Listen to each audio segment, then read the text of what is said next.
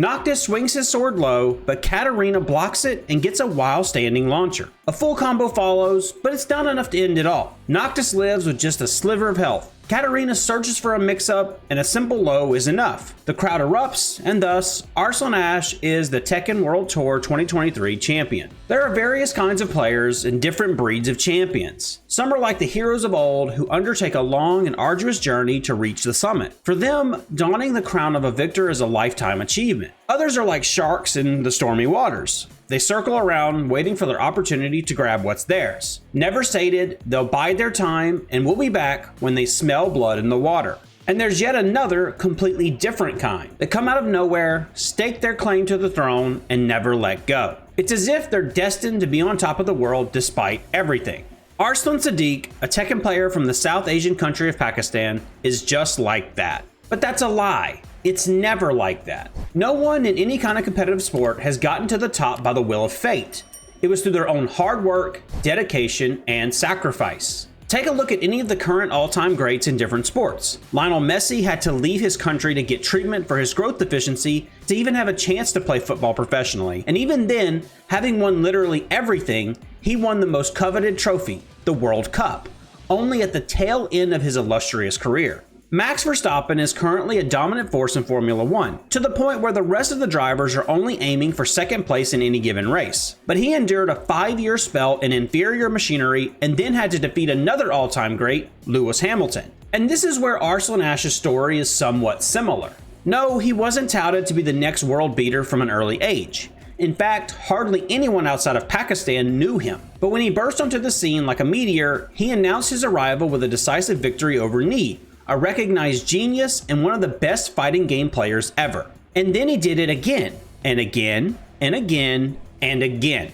Imagine if some kid arrived out of nowhere and smashed the greatest chess player of our generation, Magnus Carlsen, into bits and pieces and then continued doing so over the years, maintaining a win ratio of over 72%. Yes, that's exactly how big Arslan's win rate is against Ni. Arslan is never just winning tournaments. He best all the greats along the way. JDCR hasn't lost against him. Chikurin, 80%. Cherry Berry Mango, his most recent opponent, 60%. Olsen, Ayo, Pena, Kakoma, Lohai, Jonding, Anakin. Not a single one of them has a positive ratio against Arslan. There's no kryptonite to him, and not a single player could claim to be a thorn in his side. This is not a mean feat. Even someone as dominant and celebrated as Tokido, who pretty much dominates every head-to-head, has a couple of opponents against whom he has a negative win rate, like Gachikun or Kawano. Much like Max Verstappen, once Arslan Ash established himself as the guy to beat, people have been claiming that it's boring to watch the events which he participates in because the winner is already known. Take a look at the events he didn't win in the last 2 years. Each early exit was pretty much a sensation. This is something people should keep in mind, because his top 8 ratio would be a career highlight for any other player.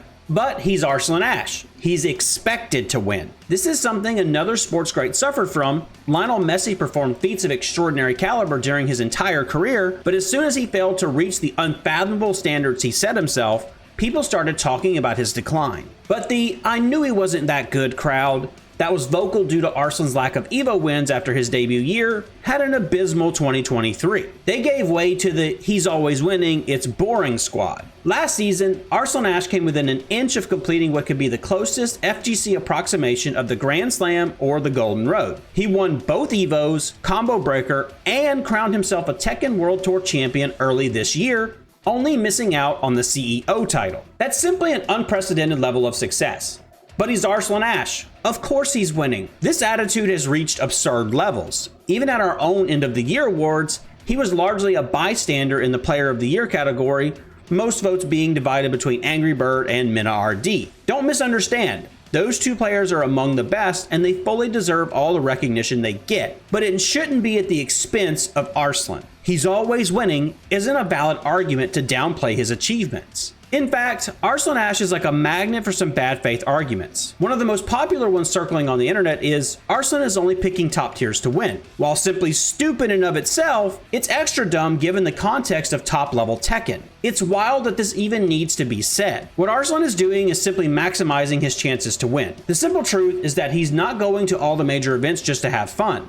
It's a competitive sport, It's his job. He needs to win. You should also keep in mind that when he's picking a new character to play, he spends a lot of time mastering them. It's not as if he just picks them and wins. A lot of effort has been put into each and every fighter he has ever played. But what about the others? Why aren't they picking up top tiers? Are they stupid? Well, they are. Picking top tiers, that is. They're just not as good as Arslan. Just remember how many overnight Leroy mains we got in 2019, and how everyone and their dog played Julia, or how many Fang aficionados.